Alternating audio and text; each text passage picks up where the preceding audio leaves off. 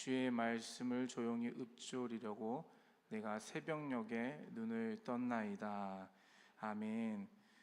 이번 주는 고난주간입니다. 특별히 이 고난주간에도 저희가 이 새벽에 이루리라라는 이 두 번째 주제로 함께 계속 말씀을 나누고 있는데요. 오늘은 특별히 이 다윗의 새벽, 어제에 이어서 다윗의 새벽이라는 이 두 번째 주제로 함께 더 깊이 주의 말씀을 나누기를 원합니다. 그래서 어제 설교와 연장선상에 있으니 여러분 어제 설교 말씀도 같이 생각해 보시면서 좀 말씀 가운데 나아가시면 좋을 것 같습니다.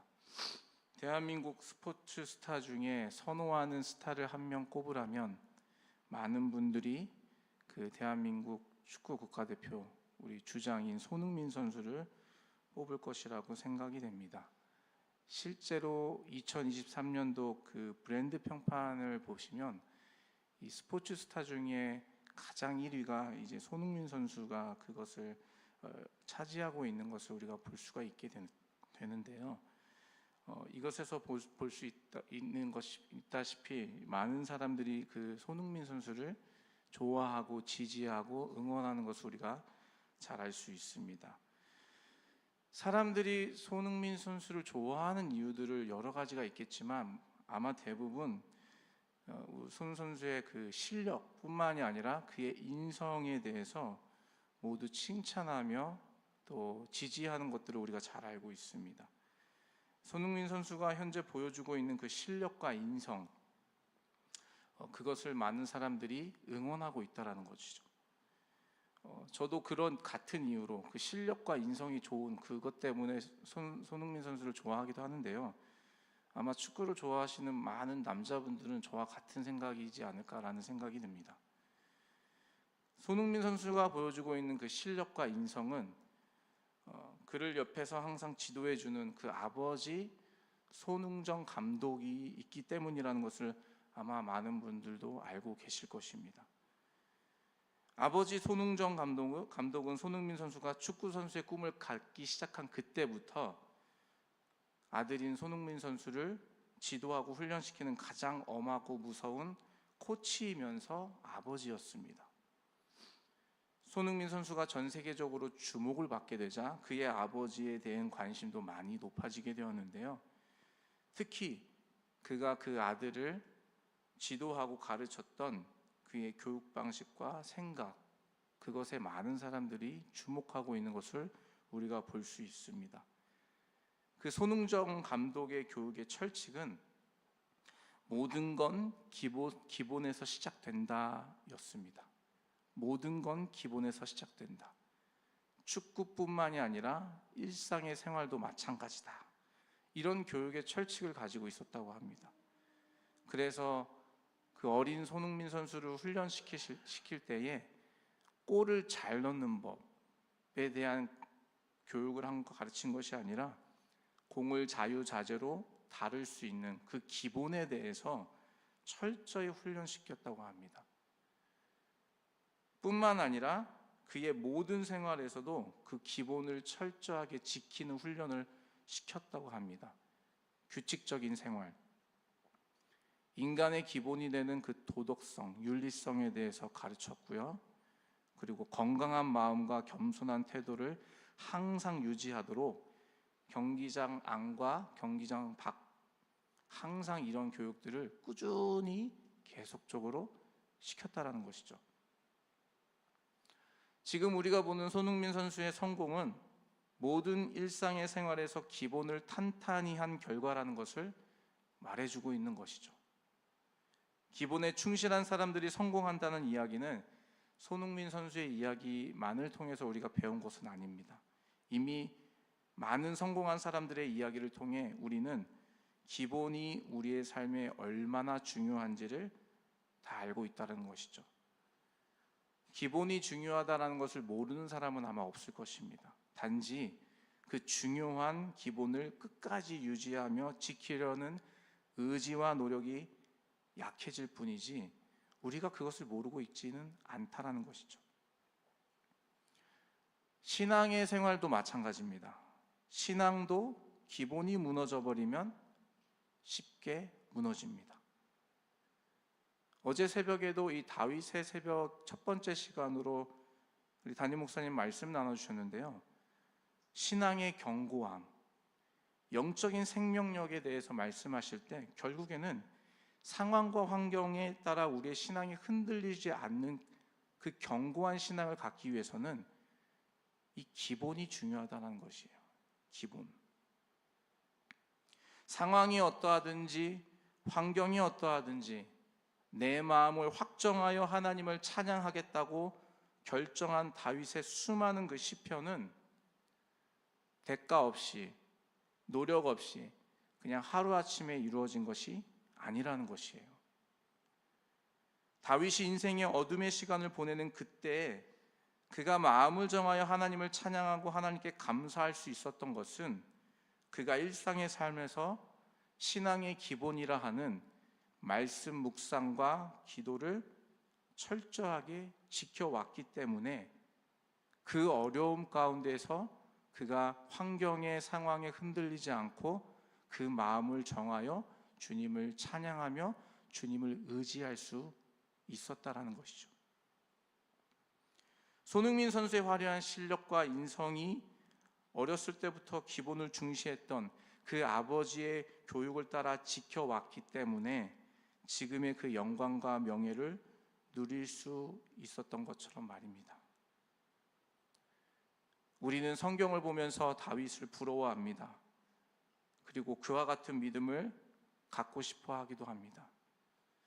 그래서 다윗처럼 우리의 마음을 확정하여 하나님을 바라보겠다고 다짐하며 결단하지만 실패할 때가 많이 있죠. 우리가 다윗처럼 결단하고 다짐하지만 실패하는 그 이유는 바로 우리가 어쩌면 이 신앙의 기본을 등한시했기 때문이 아닌가 돌아봐야 된다는 것입니다.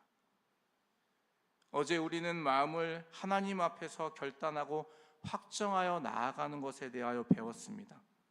어제 말씀의 연속으로 오늘 새벽에 이 말씀을 함께 더 깊이 나누고 싶은데요. 우리가 하나님 앞에서 마음을 확정하여 결단하기 위해서는 반드시 수반되어야 하는 것이 있는데 그게 바로 신앙의 기본을 잘 지키는 것이에요. 신앙의 기본을 등한시하면서 다윗과 같은 믿음을 원하는 것은 축구 기본기도 숙련되지 않은 축구 입문생이 손흥민 선수처럼 화려한 실력을 겸비한 훌륭한 축구 선수가 되겠다는 허황된 꿈을 꾸는 것과 마찬가지입니다. 결국 신앙의 기본으로 돌아가야 우리의 믿음 생활도 성숙하고 성장할 수 있다는 것이에요. 여러분, 신앙의 기본이 무엇입니까? 바로 말씀 묵상과 기도이죠. 그것을 우리는 경건 생활이라고도 표현합니다. 오늘의 본문이 되는 이 시편 119편은 다윗의 시로 잘 알려진 본문입니다. 다윗의 영성이 어디서부터 비롯되었는지 우리에게 이 본문의 말씀이 분명하게 보여주고 계시는데요. 우리 그러한 의미로 본문을 한 번 더 같이 읽어볼까요? 147편 147절과 148절입니다. 시작. 내가 날이 밝기 전에 부르짖으며 주의 말씀을 바라싸우며 주의 말씀을 조용히 읊조리려고 내가 새벽녘에 눈을 떴나이다. 아멘. 147절에 보시면 날이 밝기 전에 부르짖었다. 148절에 보시면 주의 말씀을 조용히 읊조리려고 새벽에 눈을 떴다. 다윗의 영성은 하나님의 말씀을 묵상함과 기도함이었습니다. 개인적인 경건 생활이 그를 인생의 끝을 모르는 어두운 터널과 같은 시간을 이길 수 있었던 힘이 된 것이죠. 사람들은 대부분 성공적인 삶과 승리의 순간만을 기억하는 경향이 있습니다. 올림픽이나 어떤 국제적인 컴피티션에 나가 금메달을 딴 사람들의 그 우승의 순간만을 우리는 기억하지만 사실 그 순간 이면에는 수많은 땀과 눈물의 시간들이, 기본을 다지는 시간들이 있었다라는 것이죠. 우리가 다윗을 생각할 때도 마찬가지입니다. 소년 다윗이 조약돌 5개로 멋지게 그 장대한 골리앗을 단번에 넘어뜨린 장면을 우리는 떠올리죠. 다윗이 왕이 되어서 멋지게 입성하는 그 승리의 대관식을 우리는 다윗을 떠올리면서 생각하게 되죠. 그러나 그 이면에는 골리앗을 무찌른 그 승리의 순간이 있기까지 다윗은 매일같이 수천 번, 아니 수만 번씩 끊임없이 양을 지키기 위해 돌팔매질을 했다는 것을 기억하는 사람은 많지 않습니다. 유대와 이스라엘의 지파의 왕이 되는 그 승리의 대관식이 있기까지 다윗에게 10여 년 동안 사울을 피해 도망자로 살아야 했다는 순간이 있었다는 것을 기억하는 사람은 그렇게 많지 않아요. 다윗이 인생의 수많은 위기 속에서도 끝까지 흔들리지 않고 하나님 마음에 합한 자라는 영광스러운 믿음의 대명사를 갖게 된 것은 그가 신앙의 기본인 경건 생활을 충실히 지켰기 때문이라는 것이에요. 만약 다윗이 말씀 묵상과 기도의 경건의 삶을 살지 않았다면 과연 그가 그 어려움 속에서, 그 위기 속에서 그의 믿음을 지킬 수 있었을까요? 그가 평소에도 주의 말씀을 가까이 함이 없고 주님과 기도로서 교제하지 않았다면 그가 그 어려움에서, 위기에서, 끝을 모르는 그 환경에서 믿음을 지키며 승리할 수 있었을까요? 경건의 삶이라는 신앙의 기본기를 그가 온전히 다지지 않았다면 환경과 상황의 위기 속에서 하나님을 찬양하고 감사하는 노래를 그가 온전히 드릴 수 있었을까요? 아마 의지적으로 결단을 할 수는 있었겠지만 그 결단을 온전히 지켜내지는 못했을 것입니다. 왜냐하면 위기 상황에서 신앙의 능력은 일상의 경건 생활에서부터 나오기 때문이에요. 시험 공부를 앞둔 학생이 평소에 공부도 안 해놓고 열심히 기도한다고 하나님 잘 보게 해주실 줄 믿습니다, 기도한다고 시험을 잘 볼 수 있을까요, 여러분? 만약에 그것을 바란다면 그거는 요행을 바라는 것이죠. 기본을 지키지 않는데 성과를 원한다? 이것은 분명 무엇이 잘못됐다는 것입니다.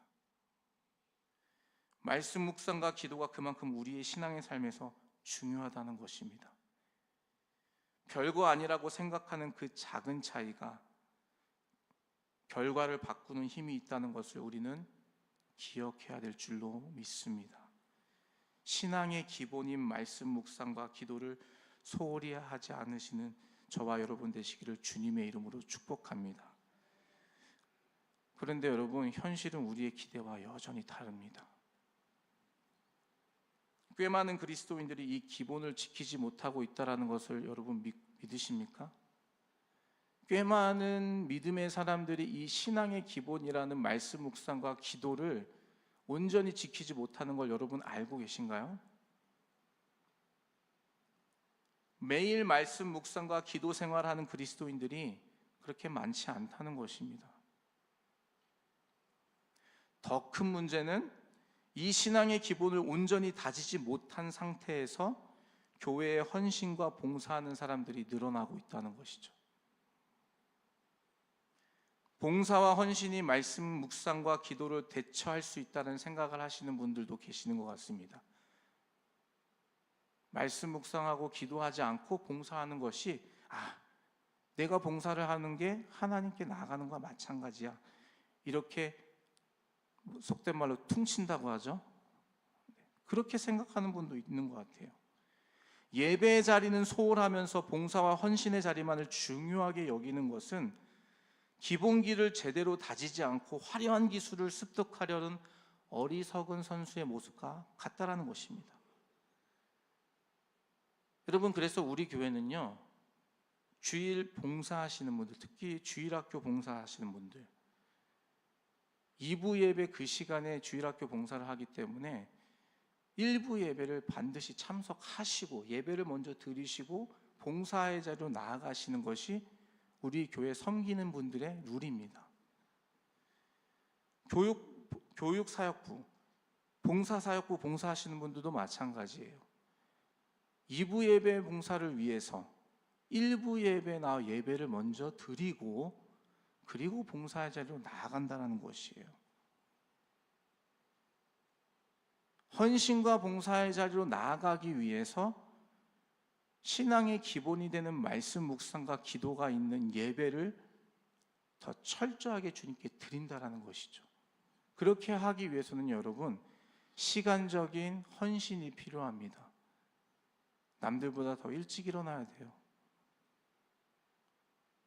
우리의 몸을 더 하나님께 드려야 되는 헌신이 필요합니다. 이렇게 말씀과 기도라는 이 신앙의 기본을 충실하게 지키는 분들이 봉사자로 섬기기 때문에 우리 교회가 복을 받는 줄로 믿습니다. 말씀과 기도라는 신앙의 기본을 지키기 위해 시간을 들이며 몸을 들이며 자기를 부인하는 그 헌신자들로 인해 우리 교회가 앞으로도 든든하게 세워질 줄로 믿습니다. 여러분, 그래서 그렇게 봉사하시는 분들 여러분 격려해 주셔야 돼요. 위로해 주셔야 돼요. 주일학교 선생님들 아이들을 아침 일찍 데리고 깨워서 1부 예배 드리고 그리고 봉사의 자리로 나아가시는 분들도 계십니다. 여러분 칭찬해 주셔야 돼요. 봉사사역부 섬기시는 분들 그 2부 예배 섬김을 위해서 아침 일찍 나와서 예배를 드리고 그렇게 섬기시는 그분들에 대해서 여러분 칭찬하고 격려해 주셔야 된다는 것이에요. 이게 기본이 중요하다. 신앙의 기본이 이렇게 중요하다는 것을 우리는 이미 잘 알고 있습니다. 그런데 왜 이렇게 중요한 말씀 묵상과 기도를 우리는 소홀하게 되는 걸까요? 우리가 입이 닳고 닳도록 강조하는 이 말씀 묵상과 기도라는 이 경건 생활이 중요하다는 것을 알면서도 우리는 왜 이 경건 생활을 소홀히 하게 되는 걸까요? 저는 성경이 이미 이 질문에 대한 답을 우리에게 주셨다고 생각을 합니다. 마태복음 7장 13절과 14절의 말씀을 같이 한번 읽어보기를 원합니다. 시작. 좁은 문으로 들어가라. 멸망으로 인도하는 문은 크고 그 길이 넓어 그리로 들어가는 자가 많고 생명으로 인도하는 문은 좁고 길이 협착하여 찾는 자가 적음이라. 아멘.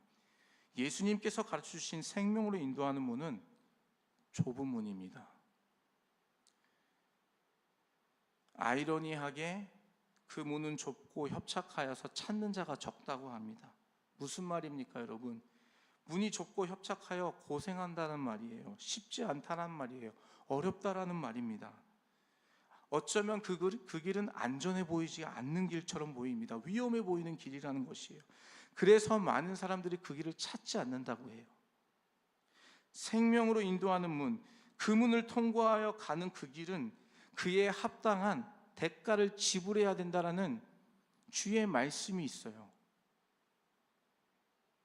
경건생활, 말씀 묵상과 기도가 우리의 신앙의 삶에 생명과 같은 것임을 우리가 알면서도 그것을 온전히 지키지 못하고 소홀하게 되는 이유는 우리가 그 대가에 대한 지불을 망설이고 있기 때문이죠.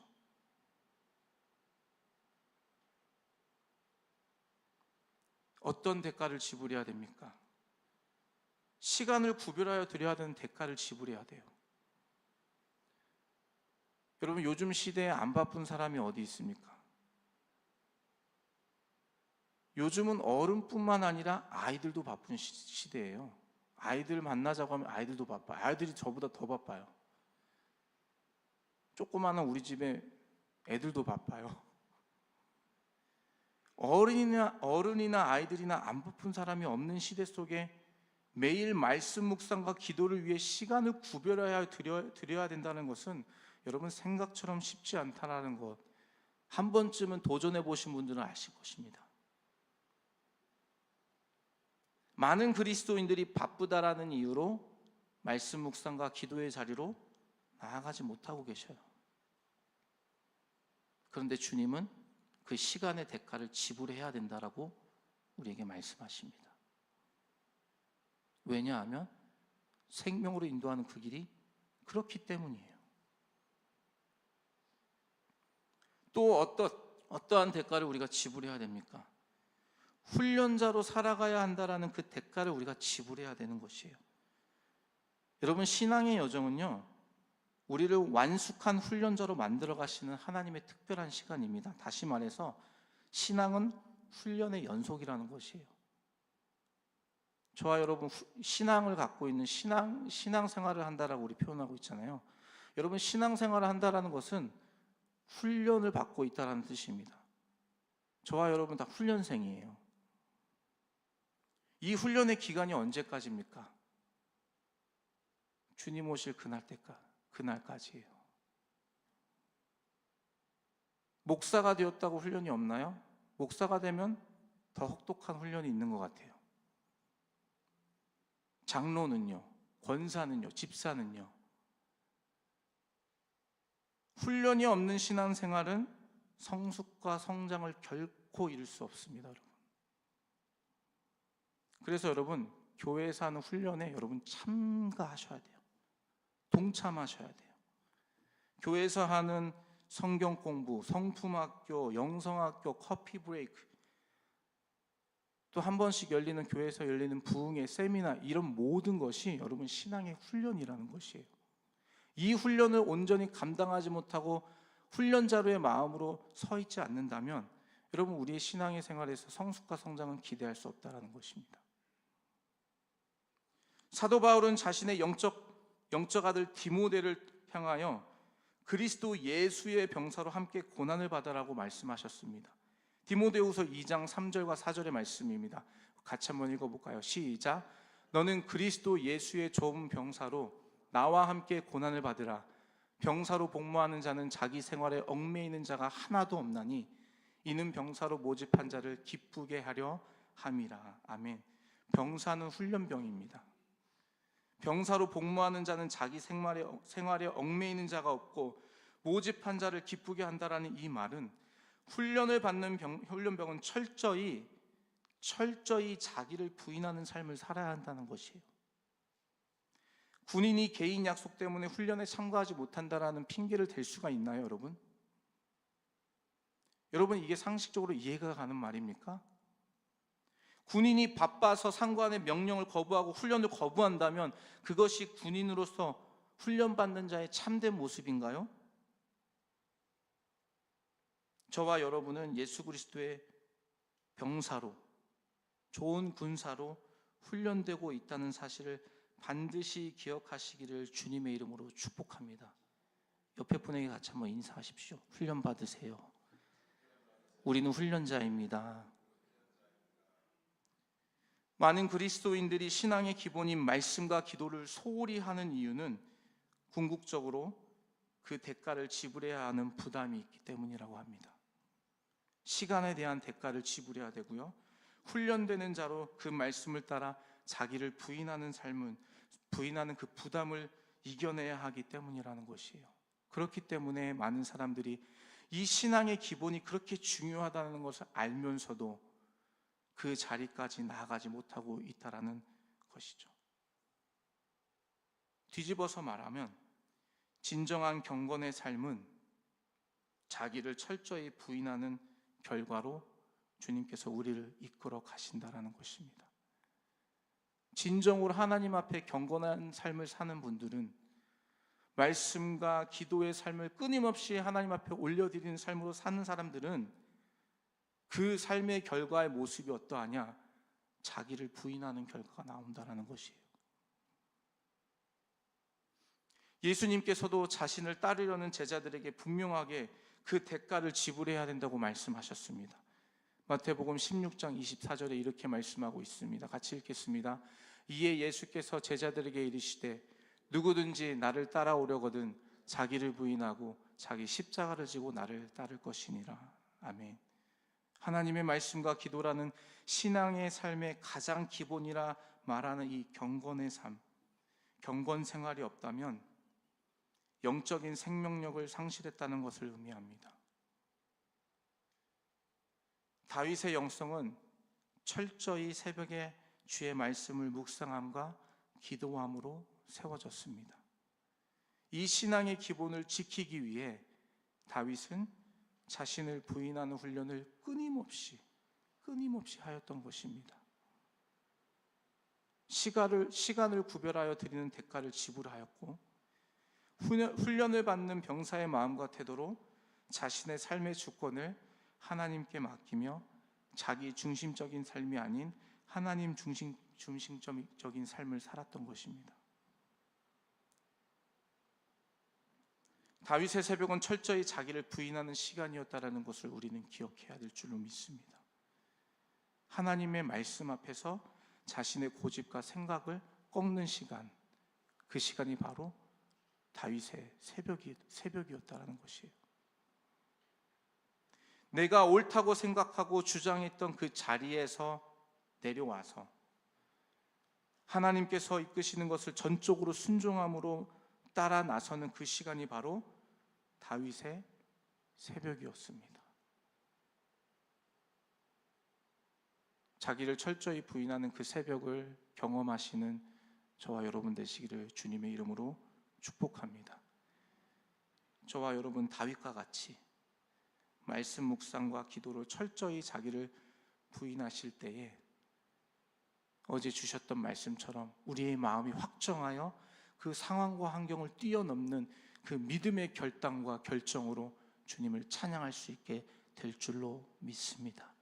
그 영성의 힘은 어디서 나온다고요?